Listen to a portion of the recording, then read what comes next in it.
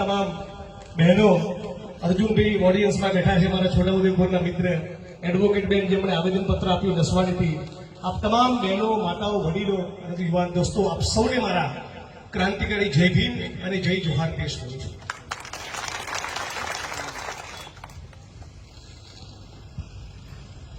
ગુજરાતની વિધાનસભાના મકાનમાં એક વખત માનનીય અધ્યક્ષને કહેલું કે માનનીય અધ્યક્ષશ્રી, તમે, હું, સત્તાધારી પક્ષના મિત્રો, અમારા પક્ષના ધારાસભ્યો, આપણે બધા જ જે ગુજરાતની વિધાનસભાના મકાનમાં બેઠા છીએ, એ બાંસવાડાના, ડુંગરપુરના, ઉદયપુરના, પંચમહાલના, ગોધરાના, દાહોદના કડિયા મજૂરો લોહી પરસેવો છે. અહીંથી ગાંધીનગર પહોંચીએ ત્યાં સુધી રસ્તામાં જેટલી પણ બિલ્ડિંગો આવે, જેટલા પણ મોલ આવે, જેટલા પણ મલ્ટીપ્લેક્સ આવે, જેટલા પણ હાઈવે આવે, જેટલા રોડ રસ્તા જોઈએ, જેટલા ફ્લાયઓવર જોઈએ, જેટલી દુકાનો જોઈએ, જેટલી ઇમારતો જોઈએ, એ દરેકના મૂળમાં ક્યાંક ને ક્યાંક આદિવાસી કડિયા મજૂરોનો લોહીને પરસેવો રહેલો. આ વિકાસ શબ્દ ઉપર સૌથી વધારે આ રાજ્યમાં કોઈનો અધિકાર હોય તો સ્વાભાવિક રીતે ગુજરાતના ખેડૂત અને મજૂરોનો. પણ ગુજરાતના ખેડૂત અને મજૂરોમાં પણ સૌથી વધારે કોઈનો અધિકાર હોય તો એ છે ગુજરાતનો આદિવાસી. એ દિવસની રાહ જોઈએ છીએ જ્યારે ગુજરાતની 6.5 કરોડ જનતા એ આ આદિવાસી મજૂરોના લોહીને પરસેવાની કિંમત કરતી થાય. એ દિવસની રાહ જોઈએ છીએ. પેઢીઓની પેઢીઓ ખપી ગઈ. તમે સુરતમાં જુઓ, વડોદરામાં જુઓ, રાજકોટમાં, અમદાવાદમાં, પોરબંદર, ભાવનગર, જામનગર, આણંદ, પાલનપુર, ગાંધીનગર, એક દિવસ ખાલી નહીં જતો હોય કે કોઈક આદિવાસી કડીઓ મજૂર એ 500-700 રૂપિયા માટે કન્સ્ટ્રક્શનની સાઇટ પરથી પડીને મર્યો ના. આખું ગુજરાત જેમ વાલ્મીકી સમાજનો સફાઈ કામદાર ગટરમાં ઉતરીને મરે અને ભાજપના પેટનું પાણી નથી, એમ આ કડીઓ મજૂર 500 રૂપિયા માટે પડીને મરે. સૌનો સાથ અને સૌનો વિકાસનો દાવો કરનારી સરકારના પેટનું પાણી નથી. કેમ? કદાચ એ ઓબીસી સમાજને, બીએનટી સમાજને, મુસ્લિમ સમાજને, દલિત સમાજને, આદિવાસીને, ખેડૂતને, શ્રમજીવીને એ માણસ જ નથી કરતા. આ વર્તમાન સરકારનું એક જ ચરિત્ર છે: ઉદ્યોગોની ચાપલૂસી કરવી અને જનતાનો એકડો કાઢી નાખવો. આ એક જ ચરિત્ર છે. અત્યારે કેવડિયામાં આપણે જોઈ રહ્યા છીએ, ફન, બધી મોટી મોટી જાત જાતની હોટલો બધી આવી રહી છે. છાતી આદિવાસીની, ધરતી આદિવાસીની, જમીન આદિવાસીની, અને બહારથી કંપની આવીને કાગળથી ઉધાર કરે. જે પ્રમાણેનું ઉજળું ચરિત્ર સરદાર વલ્લભભાઈ પટેલનું હતું, આવો વિકાસ તો સરદાર વલ્લભભાઈ પટેલને પણ મંજૂર ના હોત. મને બરાબર યાદ છે, એક એમના સ્વજનો પત્ર લખ્યો હતો અને કંઈક મદદ માંગી. રાજુભાઈ, સરદાર વલ્લભભાઈ પટેલે એવું કીધું કે હું દિલ્હીમાં કોઈ પદ ઉપર બેઠો હોય ત્યાં સુધી મદદ માંગવી કે અંગત કામ લઈ આવવું ભૂલી ગયો, પરંતુ વિંધ્યાચળ પર્વત નહીં ઓળંગતા. આવું સરદાર વલ્લભભાઈ પટેલનું ચરિત્ર. એ સરદાર વલ્લભભાઈ પટેલને કદી મંજૂર ના હોત, કદી નહીં કે આદિવાસીઓનું સર્વનાશ કરીને આવા વિકાસના કાયદા કરવામાં આવે. આજે નસવાડીથી પેલા જ્યારે વાત કરી એડવોકેટ, 18 ગામની જમીન એક કંપનીને આપવા માટે પ્રાઇવેટ કંપની માપણી કરાવી રહી છે. આદિવાસીઓનું પૂછવાનું, આદિવાસી સરપંચોનું પૂછવાનું, એમની ગ્રામ પંચાયતનું પૂછવાનું. બસ કંપનીનું બંધ થયું, ચૂંટણીમાં મોટું બંડલ નરેન્દ્રભાઈને અને અમિતભાઈને ફોલ્ડરોને પહોંચાડી દેશે અને પૂરા કરી નાખવા.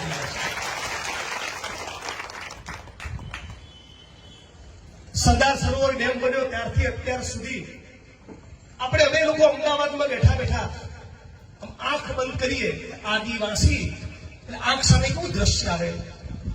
કાળી મજૂરી કરનારો મજૂરી વડોદરા, સુરત, રાજકોટ, અમદાવાદની ફૂટપાથ ઉપર પડ્યો હશે.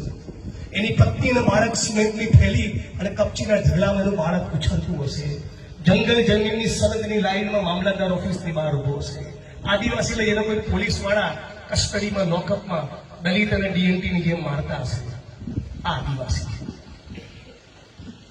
આટલા દાયકાઓ પછી પણ આદિવાસી એટલે તગડો, મજબૂત, ધનવાન, સશક્ત આવી છબી આપણા મનમાં નથી આવતી, કેમ કે આદિવાસીને એવો નથી બનાવી શકે. 14મી એપ્રિલ આવે એટલે ભાજપના બધા નેતાઓ વાદળી ઝભ્ભો પહેરીને બાબા સાહેબ આંબેડકરને ફુલહાર કરે અને પછી દલિતોના આત્મસન્માનને ઠેસ પહોંચાડવામાં આવે, દલિતોની હત્યા થાય ત્યારે ભારતીય જનતા પાર્ટીને પેટનું પાણી નાખે. આ જ પ્રમાણે નરેન્દ્રભાઈ કેવડી આવે અને અચૂક બિરસા મુંડાની જય બોલાવે, અચૂક બોલાવે, એક બી વાર ના ભૂલી જાય. પછી ધીમે રહીને 34 દુકાનના મકાનો તોડી પાડે.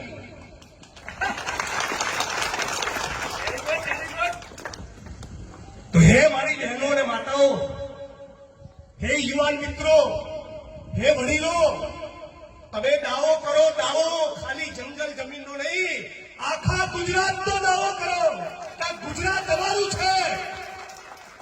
ખાલી કહેવા પૂરતો નારો ના લગાવો. શું કહીએ છીએ આપણે નારામાં? ભારત દેશ હમારા હૈ. શું તો આખો નારો? જય જોહાર કા નારા હૈ. ભારત દેશ હમારા તમારો જ છે, આપણો જ છે. આનો આખો દાવો કરો. પણ શું કર્યું? આ તો ધીમે રહીને આદિવાસીને પેલા વનવાસી બનાયા અને પૂરા કરી નાખ્યા. આદિવાસીને ધીમે રહીને પેલા વનવાસી બનાવી દીધા અને પછી ભાજપ અંદર ઘૂસેડી દીધું. જંગલ જમીનનો કાયદો લાવ્યું કોણ? યુપીએની સરકાર, કોંગ્રેસ પાર્ટી કેન્દ્રમાંથી. ત્યારે સોનિયાજીના વિઝનના કારણે ફોરેસ્ટ રાઇટ્સ એક્ટ, વન અધિકાર ધારો, જંગલ જમીનનો કાયદો મળ્યો છે.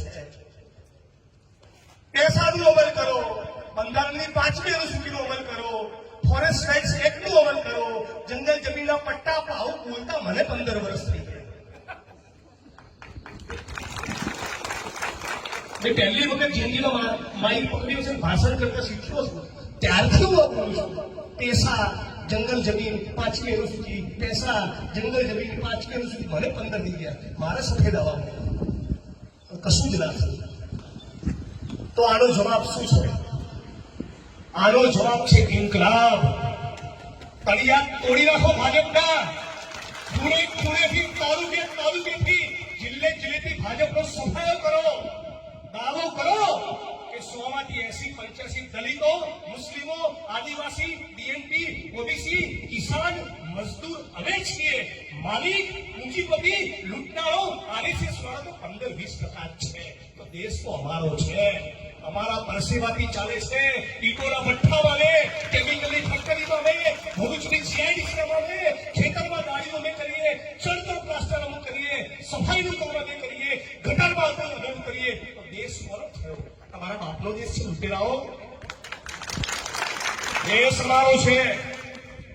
અને એટલે કહીએ છીએ કે જય જોહાર કા નારા હે, ભારત દેશ હમારા હે.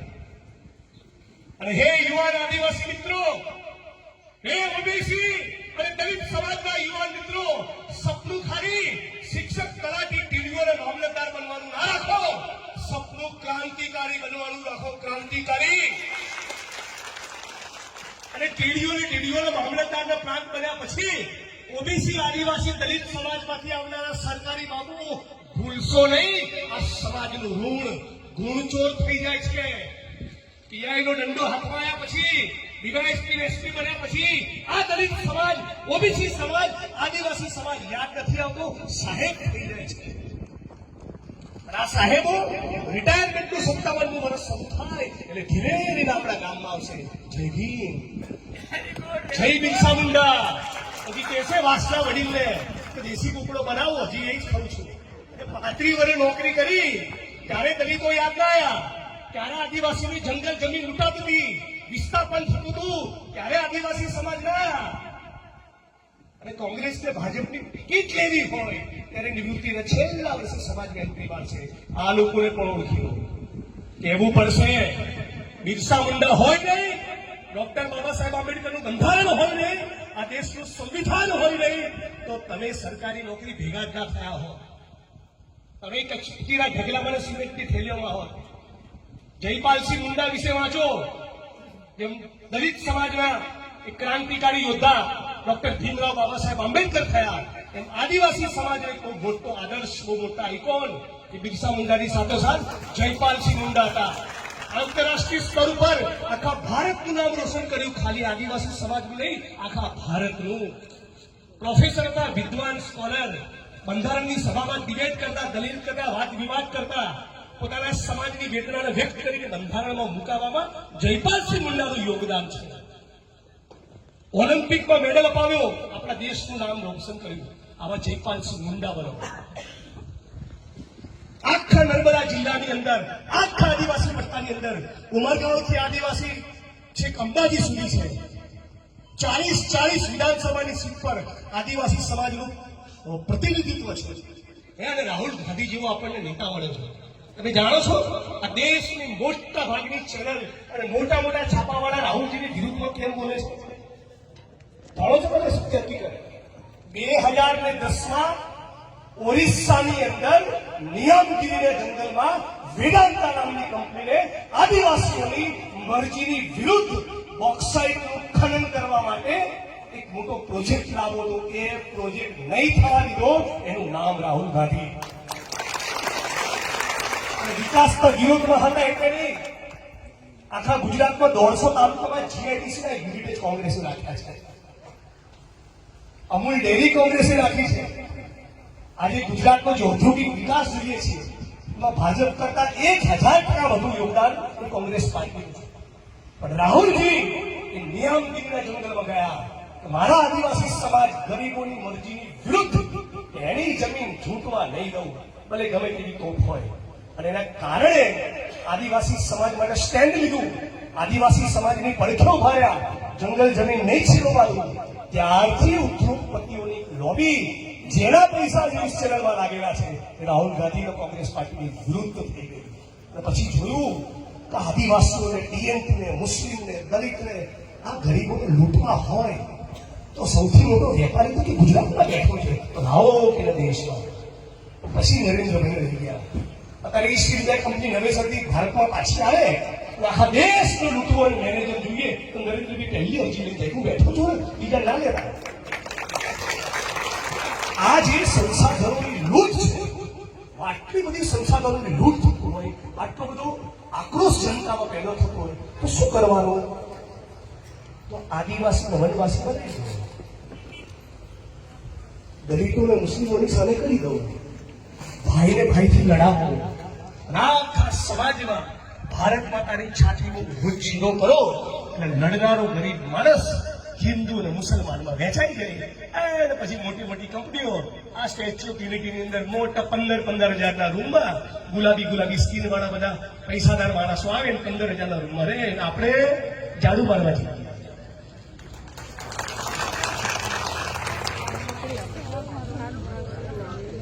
આટલું તો સમજીએ છીએ ને આપણે કે જમીન આપણી, પરસેવો આપણે, અને મજા કરે પૂંજીપતિ જે ઓલરેડી કરોડપતિ છે એનાથી મોદી સાહેબ રાજી નથી, અરબપતિ બનાવે. પછી તમારે ઘેર સિંધુની કે ડબ્બી મોકલીશ. આપણે જોઈએ છીએ નોકરી, આપણે જોઈએ છીએ જંગલ જમીન, કે ના હું તો સિંધુની ડબ્બી મોકલીશ. કારીગર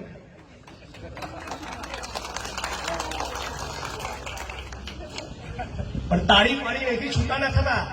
આ કોંગ્રેસ પાર્ટીની કારોબારીની મિટિંગમાં સંકલ્પ કરો કે ફરી શક્તિભાઈ, રાજુભાઈ, જિગ્નેશભાઈ, અનંતભાઈ આવે કે ના આવે, મારે નસવાડીમાં પેલી કંપનીને ઘૂસવા દેવાની નથી. મારી 34 દુકાનો તૂટી એનું વળતર લીધા વગર આ ચોરોને છોડવાના નથી. સંયમ તમારે કરવાનો છે. એક વાર આવીશ, 2 વાર આવીશ, 4 વાર આવીશ, પછી ધરતી તમારી છે, જીવન તમારું છે, અસ્તિત્વ તમારું.